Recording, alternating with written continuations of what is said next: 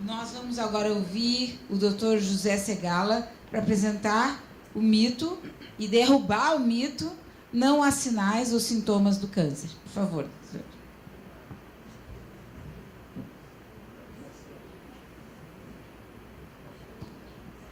Então, tá bom.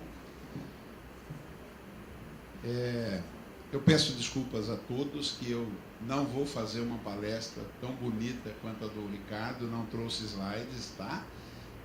Então vou conversar com vocês. O tema que me foi dado foi em cima de um case que pediram para a gente trazer sobre câncer de mama masculino. E eu acho esse tema interessante, porque quando nós começamos a nos preocupar, nós os oncologistas, né, a preocupar com a prevenção do câncer de mama, nós fazíamos muita palestra de autoexame, isso é a década de 70, a mamografia ainda não tinha chegado no Brasil, não era uma realidade, o ultrassom ainda não tinha sido desenvolvido, então o recurso que nós tínhamos para fazer prevenção era ensinar as mulheres a se palpar, a se tocar e procurar o médico quando tivesse um nódulo. Quando saíram os trabalhos canadenses desmistificando que o autoexame de mama para o Canadá não reduzia a mortalidade, e sim a mamografia, que é um fato publicado, né? Foi uma crise geral. Eu me lembro que a Sociedade de Mastologia falou contra isso, defendendo que deveria continuar sendo feito. Perdão. Mais baixo? Ok. Pois não. Então, que deveria se manter o autoexame como se houvesse uma briga entre mamografia e autoexame. E hoje a gente sabe claramente que isso são coisas complementares, são atitudes complementares para você fazer política de saúde pública. Então, nós temos um país que ainda não faz mamografia como deveria ser feito. O Dr. Ricardo acabou de comentar que nós deveríamos atingir 70% com a mamografia, e estamos por volta de 40% da população só, alvo, né? Então, no Brasil, é altamente viável e louvável se manter a orientação de autopalpação, de autoconhecimento. Muitas mulheres não têm esse tipo de noção, então você precisa transmitir essa informação, porque o nódulo de mama é um sinal, né? Ele é palpável, então ele é um sinal que o paciente pode ser orientado, a população pode ser orientada a detectar. Obviamente, a mamografia tem condição de pegar essa lesão numa fase muito mais inicial. E o câncer de mama masculino? Eu fiz essa introdução para a gente chegar no ponto que me foi dado para discutir com vocês. Não é falado. Nenhum homem é orientado. Não existe campanha de prevenção de câncer de mama masculino. E nós sabemos que para cada 100 mulheres com câncer de mama, nós temos um homem com câncer de mama. Então, não é uma quantidade desprezível de casos. É um número importante de casos.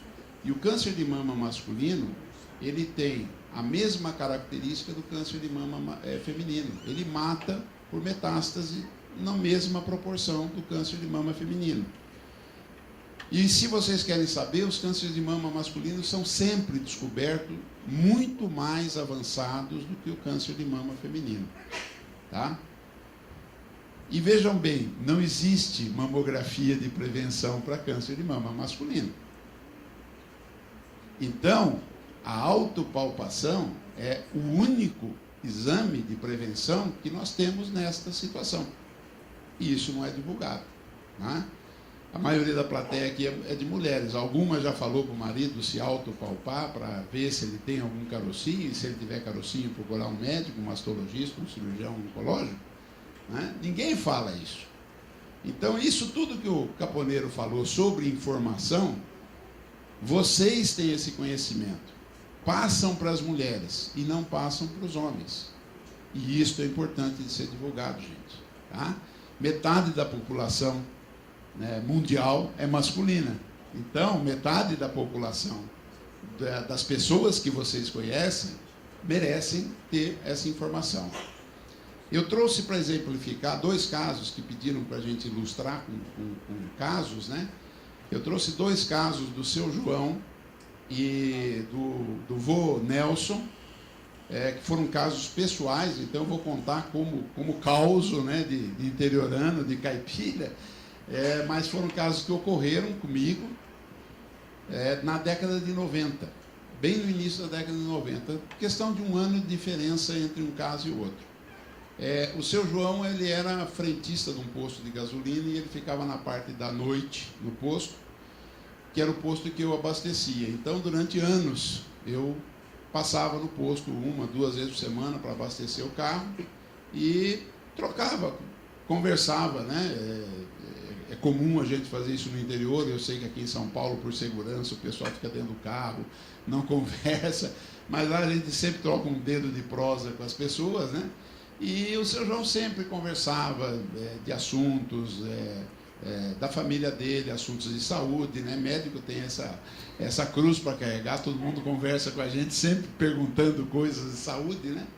E um dia o seu João perguntou para mim se na época eu era diretor do posto do Inampes lá em Jaú, e ele perguntou se era muito difícil de conseguir uma consulta com um dermatologista, porque ele não estava conseguindo e ele precisava, porque ele estava com uma ferida e tal, que ele queria passar no dermatologista, que ele já tinha passado pomada caseira, não tinha resolvido, e nós não tínhamos dermatologista no posto do PAN do Inampes da época, né?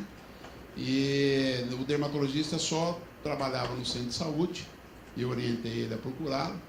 E aí, uma semana depois, ele falou para mim: doutor, não teve jeito. Eu fui lá, eles falaram que só cuidam de lepra, porque lá, posto de saúde naquela época era separado, né? O atendimento do SUS, na verdade não existia o SUS, eu falei começo da década de 90, foi no meio da década de 80 o caso dele, e ainda não existia o SUS, eram separados os sistemas, e o centro de saúde só fazia prevenção, né? Então a prevenção de pele era para lepra e não se atendia outras doenças, e aí a orientação que ele recebeu era para procurar o pronto atendimento da Santa Casa, né? Você imagina uma ferida de pele, né? Eu falei para ele: olha, senhor, vamos fazer o seguinte, lá no Hospital Amaral Carvalho é hospital de câncer, mas tem um departamento de pele lá, eu vou pedir para o senhor passar lá para consultar. E aí o colega que atendeu me chamou, era um caso de câncer de mama avançado, ulcerado, né? E aí na história dele, não, tinha um carocinho, ficou vários anos, nunca incomodou, nunca doeu, a mesma história que vocês escutam das mulheres, né? E eu até perguntei para ele: mas senhor João, nós conversamos tanto esse tempo todo, por que o senhor nunca... Ah, doutor, não tinha importância, não doía, não incomodava, tá? Ele fez uma mastectomia radical, precisou tirar inclusive o músculo, né, coisa que hoje a gente quase não vê mais, né, não sei em casos avançados. Fez uma mastectomia radical, tinha um gânglio só comprometido, então era um tumor que não era de muita agressividade, né? Era um carcinoma de ductos G1, então se tivesse sido detectado numa fase em que a cirurgia poderia ser curativa, né, ele teria grandes chances. Ele teve a evolução tradicional, depois de 8 anos ele teve metástase ósseas, fez tratamento, mais ou menos ele faleceu na metade da primeira década de 2000, então ele teve uns 18 anos de sobrevida, mais ou menos, entre diagnóstico, a mastectomia e depois o tratamento complementar. O outro caso que eu trouxe para vocês, do vô Nelson, foi uma coisa muito interessante. É um paciente particular, um adolescente, que a mãe desesperada ligou, porque o menino estava com estava com 14 anos, então estava com muita dor, crescendo, e ela achava que podia ser um câncer de mama, porque ela já tinha lido que existia câncer de mama em homem, insistiu, né, para antecipar a consulta. E no dia da consulta, o único dia que a gente conseguiu achar uma brecha para encaixar o menino, pelo desespero da mãe, a mãe não pôde ir, né? Ela era professora, ela foi chamada para uma reunião em São Paulo, e o vô foi acompanhar, o vô Nelson foi lá, tá?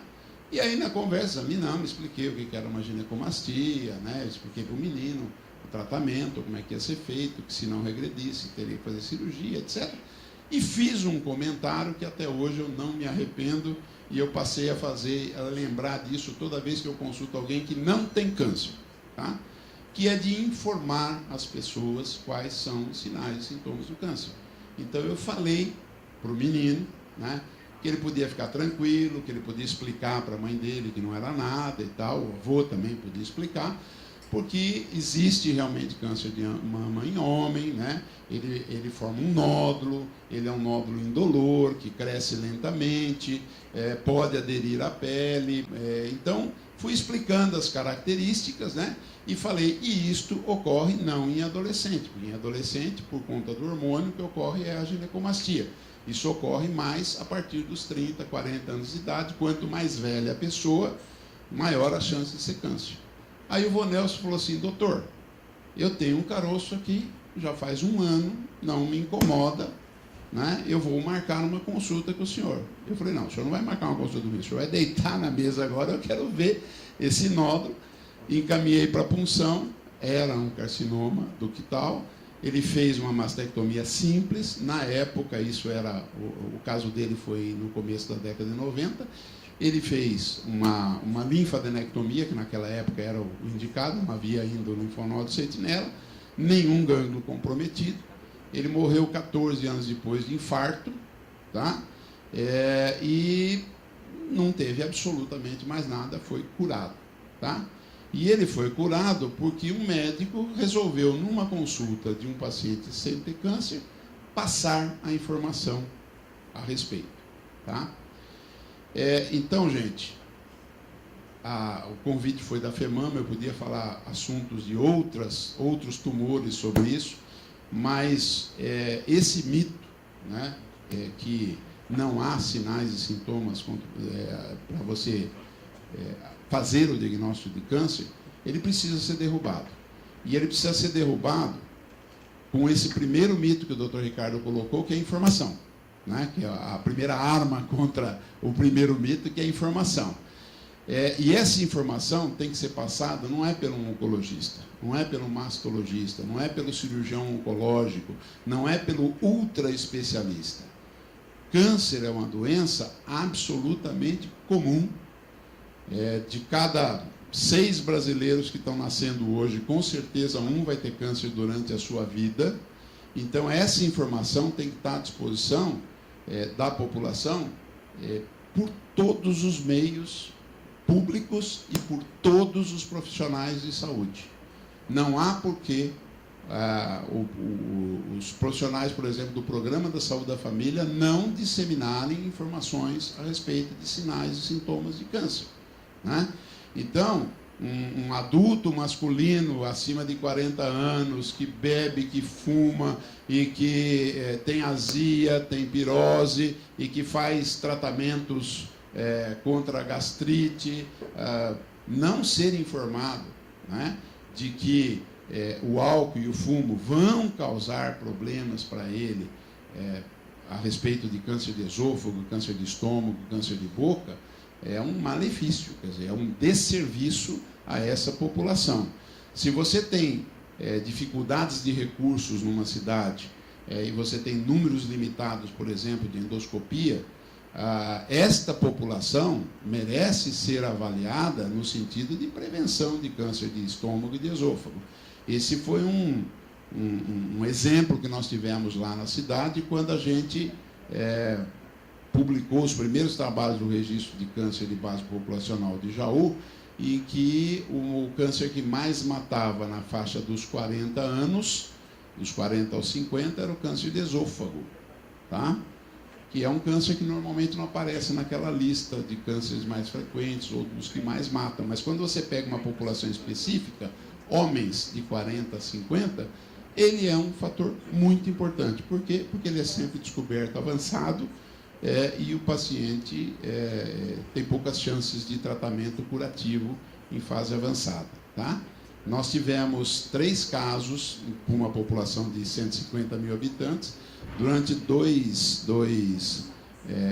Durante 2 anos, nós tivemos 3 casos de CA in situ de esôfago na cidade, pacientes que foram tratados e curados, né?